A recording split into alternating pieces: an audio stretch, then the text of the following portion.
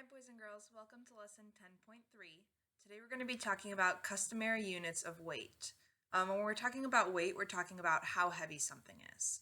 So we're going to be talking about ounces, pounds, and tons today.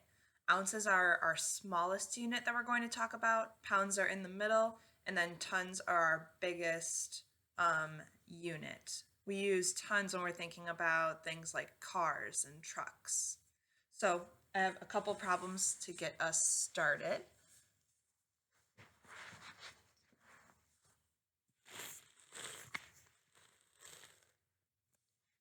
The first one says 5 pounds equals blank ounces. Underneath, I also included like the shorthand version or the way to represent pounds. So we would say 5 lb, and it's a lowercase l and a lowercase b. So this means pounds. Over here, I put the short version of ounces, OZ. Again, it's going to be both lowercase o and lowercase z. So if you're seeing either of these in your work today, just know that we're talking about pounds and ounces. So to get started, if you look at your conversion chart, you're going to see that 1 pound is equal to 16 ounces. So that's the relationship that we're going to use today when we're making a T-chart. Remember that T-chart could be used for any of our customary units. So I'm going to form my T-chart here.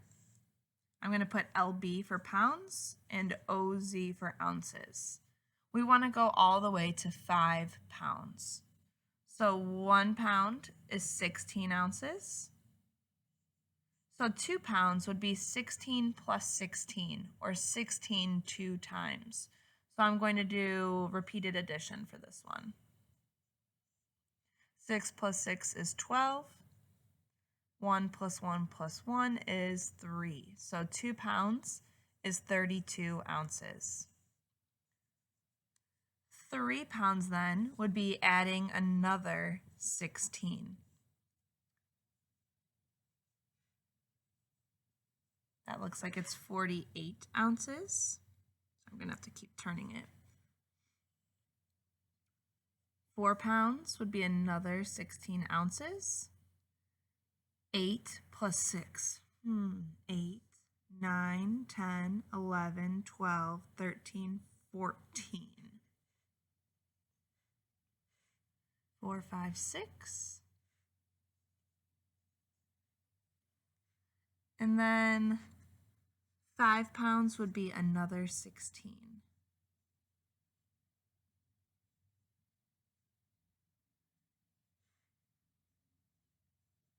And that looks like we get 80 ounces.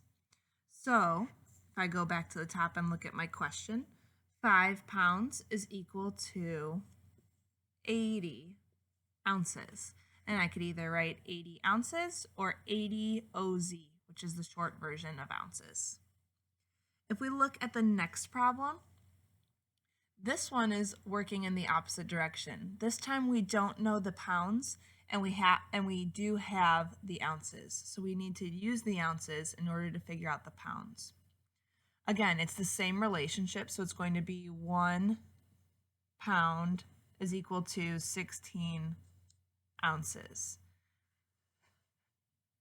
Now there's a couple ways I could go about solving this. The first one is I could use a chart similar to what I have here.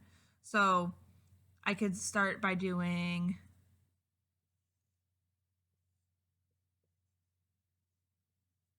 and I can fill in the pounds. 1 pound is 16 ounces, and I'll go all the way until I get to 48. 2 pounds is 32. Remember how we were doing that over here? 3 pounds is 48. Oh, that's what I needed for my problem here. So it looks like 3 pounds is my answer. The other way that I could solve this would be to divide. So here I was doing 1 times 16 is 16. 2 times 16 is 32. 3 times 16 is 48.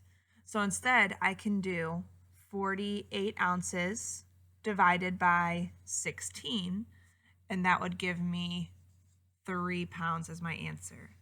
The reason that I divided by 16 is because there are 16 ounces in each pound. So this is 3 groups of 16 equals 48 if we look in the opposite direction.